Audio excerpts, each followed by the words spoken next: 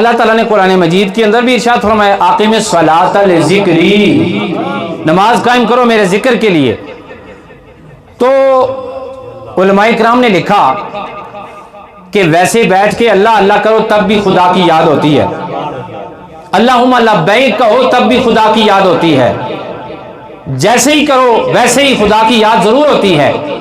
لیکن اللہ نے ایک منظر یہ بھی رکھا کہ تم نماز پڑھو، نماز پڑھتے ہوئے مجھے یاد کرو۔ یا اللہ اس منظر کو اس حیت میں کیوں رکھا؟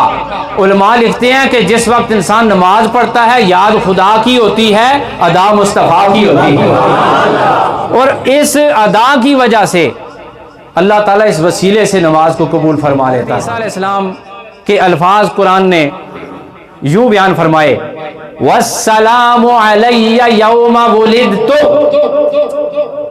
اور سلام ہو جائے مجھ پر اس دن جس دن میں پیدا ہوا، یوم ولدت، اب سلام ہو جائے۔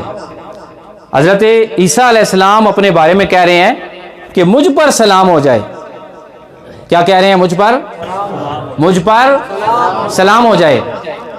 لیکن ادھر ہم آتے ہیں تو رحمت دو جہاں صلی اللہ علیہ وسلم کے ذات کے لیے اللہ تعالیٰ نے سلام کا انتظام ایسے کر رکھا ہے کہ بندہ جب صبح اٹھتا ہے نماز پڑھتا ہے التحیات للہ والصلوات والطیبات السلام علیک پڑھ کر سب سے پہلے مصطفیٰ پہ سلامتی بھیج دیتا ہے۔